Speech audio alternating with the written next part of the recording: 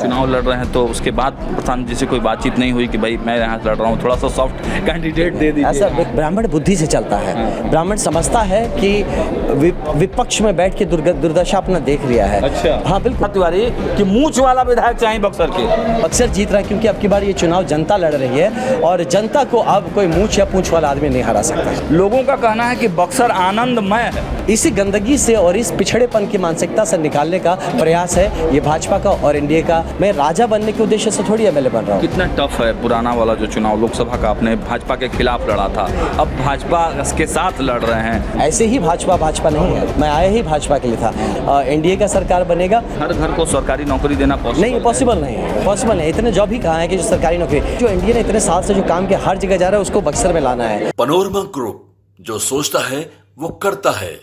नमस्कार, मैं हूं सागर, न्यूज हाट देख रहे हैं आप। देखिए, कई विधानसभाओं के बाद अब बक्सर विधानसभा पहुंचे हैं और बक्सर हॉट सीट इस बार बना हुआ है क्योंकि आईपीएस आनंद मिश्रा यहां पर मैदान में हैं।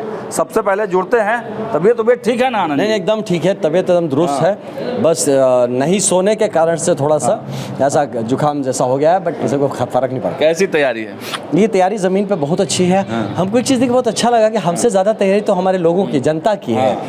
जनता का जो उत्साह दिख रहा है वो इतना हमें एनर्जी भर दे रहा है कि जनता ने डिसाइड किया है कि एक बार तो हम लोग बक्सर आदर्श क्षेत्र बनाने के लिए मुझे वो जिम्मेदारी देने को तैयार है, पूर्णतः तैयार है। तो ये देख के बहुत अच्छा लग रहा है। कल हम भी कई जगह पे घूम रहे थे, रामरेखा घाट से लेकर कई गांव में भी गए, टाउन में भी गए।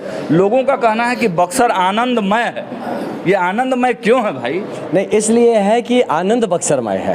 हाँ, तो इसीलिए बक्सर आनंदमय है। तो ये एक मतलब परोपकार है हमारे क्षेत्र का। हमारे यहाँ के लोग बहुत सरल और बहुत ही निष्ठावान हैं, मैं मानता हूँ बक्सर के लोग। तो वो मुझे ये जिम्मेदारी देना चाहते हैं। उनको कहीं ना कहीं भरोसा है। शुरू में जब हम यहाँ पे आए थे नौकरी छोड़ने के बाद, तो बहुत लोगों ने भ्रांति फैलाई कि चला जाएगा, रहेगा नहीं, ये अपना भाग्य आजमा रहा है, टाइम पास कर रहा है, ज्वाइन कर लेगा। लेकिन लोगों ने देखा कि 2 साल से लड़का संघर्ष कर रहा है, यहीं पे है, मिलता जुलता रहा है, तो उनको अब ये भरोसा है कि ये अब मेरा जो अंतिम संस्कार होगा वो यहीं बक्सर के रामरेखा घाट के पास ही होगा। तो समझ गए हैं। ठीक है, कुछ पॉलिटिकल सवाल ले लेते हैं।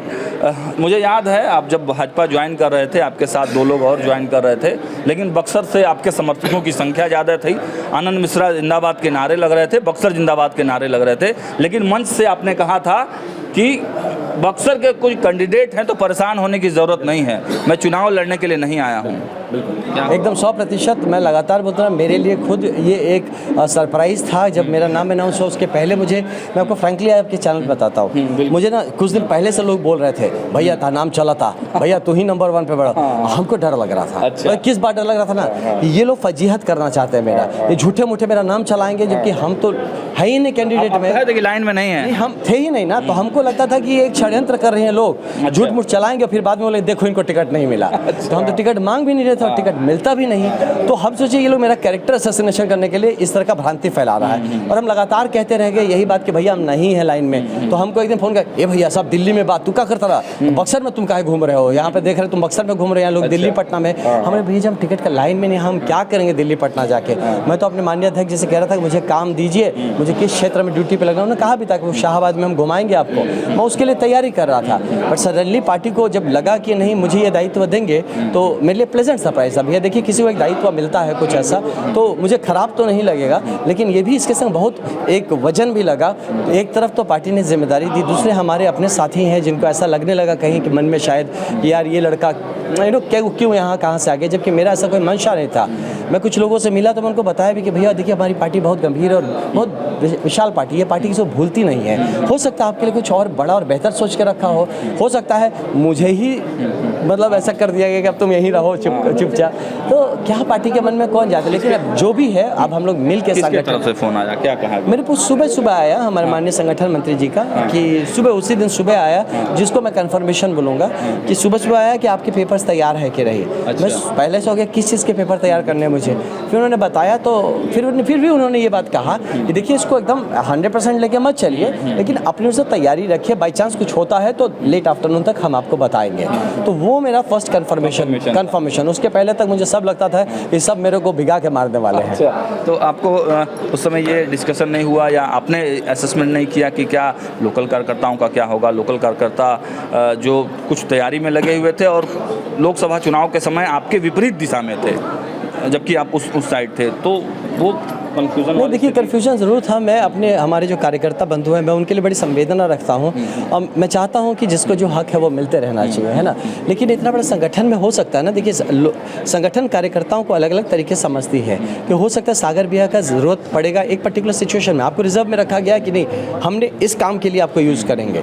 तो मुझे अगर पार्टी ने यहाँ पे दिया तो पार्टी को लगा होगा कि अभी तुरंत इमीडिएटली ये सिपाही मेरा अवेलेबल है, इस सिपाही को यूज़ करेंगे, मेरा ये काम निकल जाता है। आज की तो झेलना नहीं पड़ रहा है? नहीं, ऐसा बिल्कुल नहीं है। देखिए हमारे सारे संगठन के लोग बहुत मैच्योर लोग हैं, मैं मानता हूँ। जितने भी लोग सो कॉल्ड आप प्रत्याशी थे उनका आशीर्वाद मिल रहा है, साथ मेरे घूम भी रहे हैं, मुझे मार्गदर्शन भी दे रहे हैं और मैं उनको पूरा भरोसा दे के रखा हूँ इस बात का। और फैक्ट बता रहा हूँ आपके समक्ष कि भरत भाव से यहाँ पे काम करेंगे।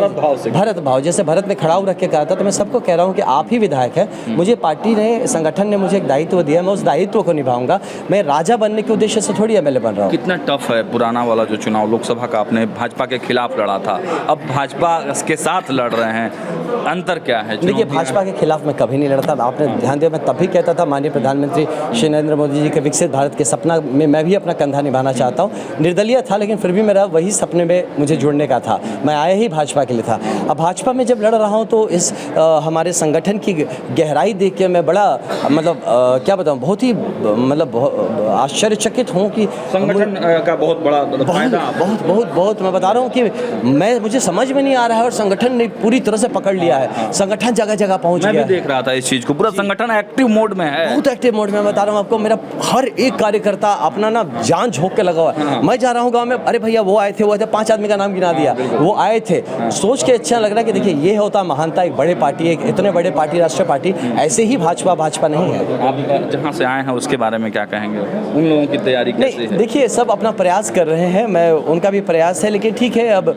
एक थ्योरी पे थे, अब उसको प्रैक्टिकल लाने का प्रयास करें, क्योंकि उनका अभी जो होता है ना कि जनसंपर्क जो है वो ठोस नहीं है, तो इसलिए उनको दिक्कत हो रहा है। कुछ लोग हैं जो कि एज अ एम्प्लॉय काम कर रहे हैं, वो भी अपना प्रयास करें, लेकिन उससे जनता का जुड़ाव इसलिए नहीं हो पा रहा है कि जनता को वो विश्वास में लाने के लिए कुछ और भी करना जब आप चुनाव लड़ रहे हैं तो उसके बाद प्रधानमंत्री से कोई बातचीत नहीं हुई कि भाई मैं यहाँ लड़ रहा हूँ, थोड़ा सा सॉफ्ट कैंडिडेट दे दीजिए? ऐसा बिल्कुल नहीं। देखिए एक लोकतांत्रिक व्यवस्था है और मैं चाहता हूँ कि वो लोग भी मजबूती से लड़े, क्योंकि जब आप किसी लड़ाई में है तो वोटरों का बिखराव कहीं ना कहीं हो रहा है। मुन्ना तिवारी की तरह देखिए नहीं है, हमारे नहीं है ब्राह्मण वोट हमारे। मैं अपने ब्राह्मण जितने भाई लोग हैं वो बात ब्राह्मण बुद्धि से चलता है।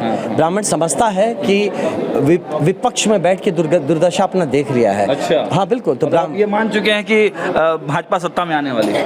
नहीं, भाजपा 100% आ रही है। एनडीए के अलावा दूसरा आपके पास विकल्प नहीं भाई साहब। आप कहाँ हैं? एकदम एक तरफा हो रहा है। आप जमीन पे आके उतर के बात करिए ना, आप देख लीजिए। हाँ, कहीं क्या होता है कि जो महागठबंधन लोग जो ये एक भ्रम और भ्रांति फैला रहे हैं ना कि वो कहीं दूर दूर तक वो आपस में लड़ मर रहे हैं। लेकिन तेजस्वी जी तो वादा किए हैं ना कि हर घर को रोजगार, हर घर को सरकारी नौकरी, संविदा कर्मियों को नौकरी, ठेकेदार जो लोग हैं उनको मानदेय दिया जाएगा। देखिए ये सब चीज़ें जो वादा कर रही है एनडीए सरकार कर रही है, वो वादे में है, वो हवा में है। आपको लगता है कि हर घर को सरकारी नौकरी देना पॉसिबल नहीं है? पॉसिबल नहीं। इतने जॉब ही कहाँ है कि जो सरकारी नौकरी, यहीं पे 1 करोड़ जो नौकरी देने की एनडीए ने बात की, आपने देखा होगा उसने क्या कहा, सरकारी और गैर सरकारी दोनों मिला के हम 1 करोड़ देंगे और होगा। मतलब हम आपकी नौकरी क्रिएट करने के लिए जिस तरह से आर्थिक व्यवस्था बेहतर करनी है, एक 5 ट्रिलियन इकोनॉमी की तरफ हम बढ़ रहे हैं, एक विकसित देश की तरफ बढ़ रहे हैं। और ये पॉसिबिलिटी देखिए, विजन वाला जो पार्टी है ना अपना भाजपा या एनडीए, इसको आप ठोस ज़मीन पे उतरते देखेंगे। देखिए मैं एग्जांपल बताता हूँ, जिस पार्टी से मैं पहले सरोकार रख रहा था, जो 5 मुद्दों की बात करते हैं, आप उसको गूगल करके देखिएगा। हर एक मुद्दे पे भाजपा के कई स्कीम्स, माने एनडीए के कितने स्कीम और प्रोजेक्ट ऑलरेडी चल रहे हैं। आप बता रहे हैं हम करेंगे, ये कर रहे हैं। तो इसीलिए मुझे लगता है एक तरफा यहाँ पे एनडीए का सरकार बनेगा और यहाँ के लोग। बक्सर के लिए सपना क्या है आपका, क्या कुछ करेंगे? देखिए यहाँ पे बहुत कुछ करना जाता है, जो कि हमारे एनडीए से के सरकार से जितने प्रोजेक्ट्स और पॉलिसीज़ आ रहे हैं, बक्सर बक्सर में एक दुर्भाग्यपूर्ण एक करप्शन का नेटवर्क है, भ्रष्टाचार का नेटवर्क और एक सिंडिकेट का नेटवर्क चलाया जा रहा था। माननीय जो विधायक थे उनके ही कहीं ना कहीं सानिध्य में चला, क्योंकि भाई जिम्मेदारी तो उनकी थी, तो इस कारण से सारे प्रोजेक्ट ज़मीन तक उतरे नहीं। पहले तो उस गंदगी उसको हटा के साफ करना है, ख़त्म करके हमारे जो एनडीए ने इतने साल से जो काम किया हर जगह जा रहा है उसको बक्सर में लाना है। साथ ही यहाँ का स्वास्थ्य व्यवस्था पे एक महत्वपूर्ण काम करने की ज़रूरत है। यहाँ की जो शिक्षा व्यवस्था है उसको दुरुस्त करने की ज़रूरत है। बक्सर को एक धाम में हमें कन्वर्ट करना है, एक कल्चरल जगह है। रामायण सर्किट से जुड़ चुका है, माननीय प्रधानमंत्री ने रामायण सर्किट से बक्सर को जोड़ दिया है, इसके लिए हम बहुत उत्साहित हैं। अब बक्सर को इसको परफॉर्म करके उस सर्किट में उसको अपनी जगह बनानी है। इसके साथ युवाओं के लिए यहाँ पर sports facility, education facility, skill development, इन सब पे बहुत सारे काम करने की ज़रूरत है। यहाँ साफ़ सफाई पे हमें बहुत सारा काम करने की ज़रूरत है। यहाँ अवसर क्रिएट करने की बहुत ज़रूरत है। यहाँ पे महिलाएं काफ़ी उद्योगी हैं, है ना, उनको अपॉर्चुनिटी नहीं मिल पा रहा है, उनको थोड़ा हैंड होल्डिंग चाहिए, वो हम कराना चाहते हैं। और इस तरह के और भी बहुत सारी चीज़ें हैं जो विथ टाइम मैंने अपने लिए सेट किया है, क्योंकि जब हम अधिकारी थे तो हमारा टेन्योर 2 साल 3 साल का ही होता था, तो 5 साल मिल गया, एक्स्ट्रा मिल गया। लेकिन हाँ, तो यहाँ पे 3 साल के अंदर हम लोग बक्सर को एक आदर्श क्षेत्र करके स्थापित करेंगे, ऐसा हमने संकल्प किया। लेकिन आनंद जी, आपने तमाम वादे तो गिना दिए, लेकिन मूंछों का क्या? मूंछ कहाँ से लाएंगे? वो कह रहे हैं मुन्ना तिवारी कि मूंछ वाला विधायक चाहिए बक्सर के। देखिए नहीं, वो देखिए मूंछ तो खैर जब उगा लीजिए तब वो तो घर की खेती है, वो बड़ी बात नहीं है।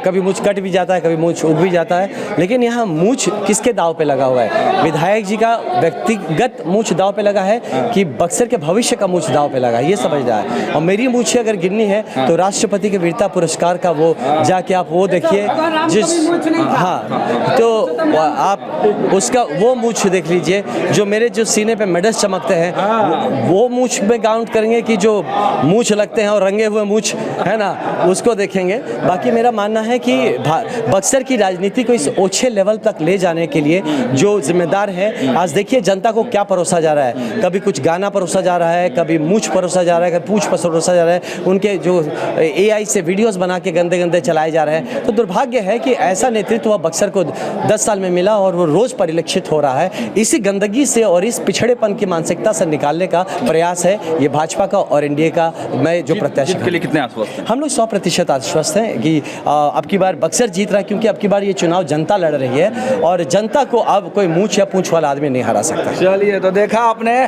पूर्व IPS आनंद मिश्रा हमारे साथ थे और साफ कह दिया कि जनता को पूंछ और मूंछ वाला नेता नहीं बल्कि विकास करने वाला नेता चाहिए। विकास के नाम पर वोटिंग होगी, रोजगार के मुद्दे पर वोटिंग होगी। और सच में जब हम लगातार क्षेत्र में जा रहे हैं, बक्सर में या अन्य गाँव में जा रहे हैं, तो लोग कहते नजर आ रहे हैं कि बक्सर आनंदमय है, मतलब आनंद मिश्रा पूरी तरीके से यहाँ से लीड लेते हुए दिखाई दे रहे हैं। इस खबर में इतना ही। देखते रहिए न्यूज़ 8। बहुत बहुत धन्यवाद।